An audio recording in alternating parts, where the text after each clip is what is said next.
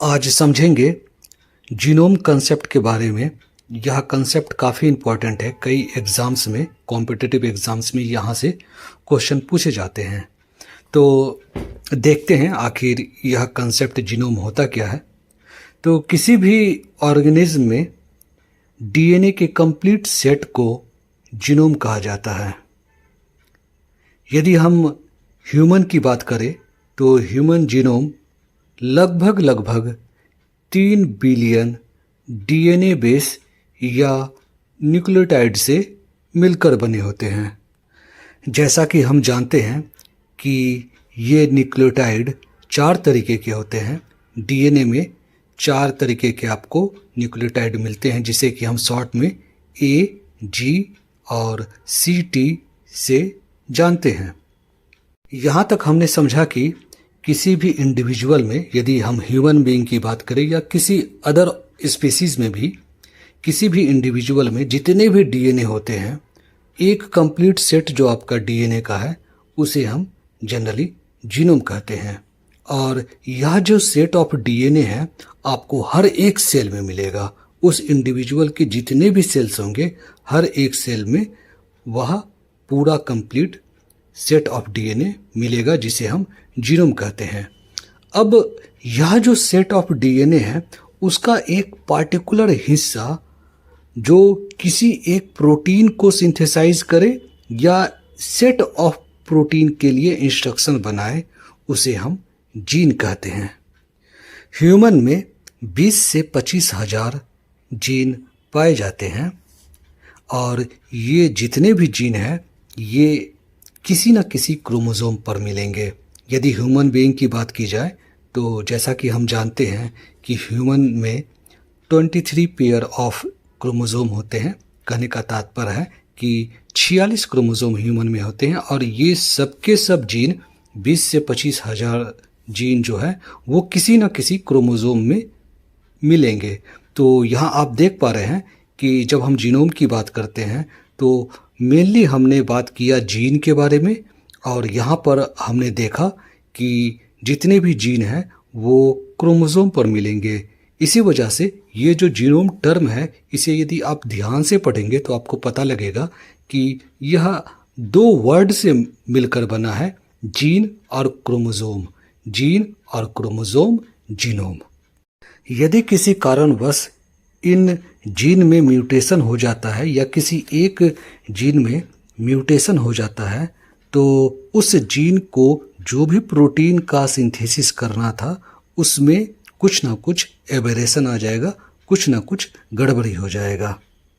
अब जीनोम को इस तरीके से भी समझा जा सकता है कि जीनोम किसी भी इंडिविजुअल में जो कंप्लीट सेट ऑफ इंस्ट्रक्शंस है उसे हम जीनोम कह सकते हैं, क्योंकि जीनोम जीन से बने होते हैं और जीन किसी न किसी प्रोटीन को सिंथेसाइज करने का इंस्ट्रक्शंस अपने अंदर रखता है। तो इस वजह से हम जीनोम को किसी भी इंडिविजुअल के अंदर complete set of genetic instruction के तरीके से भी समझ सकते हैं। किसी भी इंडिविजुअल का जीनोम उस इंडिविजुअल को बनाने में, उसके ग्रोथ के लिए, उसके डेवलपमेंट के लिए जितने भी इंस्ट्रक्शन की आवश्यकता होती है वो अपने अंदर समेटे रखता है। जैसा कि हम जानते हैं कि किसी इंडिविजुअल को बनाने के लिए मिलियंस ऑफ सेल्स की आवश्यकता होती है। इसमें लाखों सेल्स लगते हैं, तब जाकर कोई एक इंडिविजुअल, चाहे वो ह्यूमन हो या फिर कैटल की बात करें या डॉग की बात करें, कोई भी इंडिविजुअल किसी भी स्पीसीज का हो, उसे बनाने के लिए लाखों लाख सेल्स की आवश्यकता होती है। हर एक सेल्स में आपको जीनोम मिलेगा। उसके न्यूक्लियस में जो क्रोमोसोम्स होते हैं उस पर, उन क्रोमोसोम्स पर जीन होते हैं, उनमें इंस्ट्रक्शंस रखे गए होते हैं और वो complete set of instruction, complete set of DNA जो है वो सब मिलकर जीनोम बनाते हैं। किसी भी इंडिविजुअल की बॉडी में जितने भी सेल्स होते हैं, चाहे वो स्किन के सेल हो या लीवर के सेल हो या हार्ट के सेल हो, हर एक सेल्स में जो न्यूक्लियस होते हैं उसमें एक सेट ऑफ जीनोम रखे जाते हैं। कोई भी जीन या डीएनए किस प्रकार का कोड बना रहा है या अपने अंदर किस प्रकार के इंस्ट्रक्शंस को रखे हुए हैं, वह इस बात पर निर्भर करता है कि जो 4 न्यूक्लियोटाइड या बेस है उसकी सीक्वेंस किस प्रकार से है।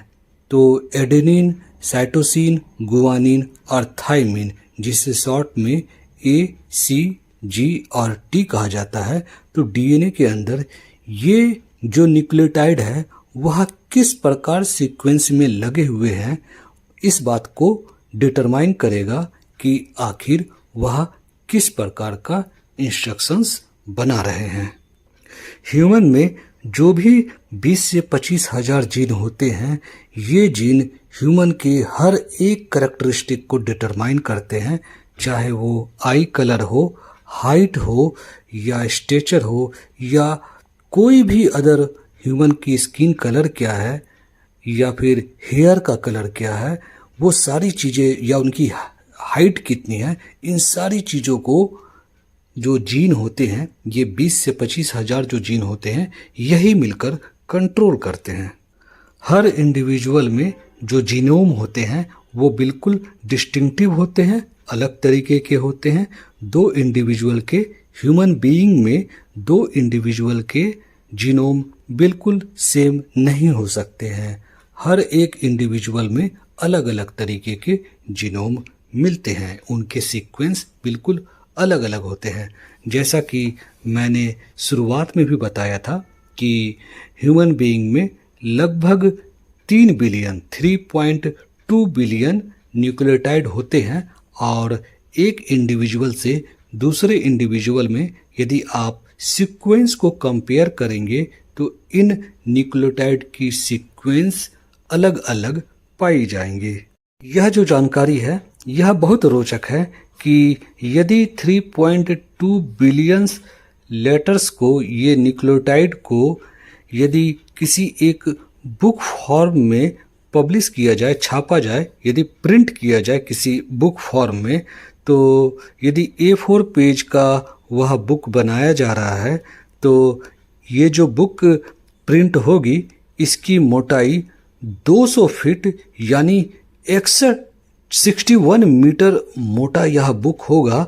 और इसे यदि पढ़ा जाए, हर एक न्यूक्लियोटाइड को पढ़ा जाए, तो इसे पढ़ने में आपको जो टाइम लगेगा वह 1 सेंचुरी का टाइम लग जाएगा।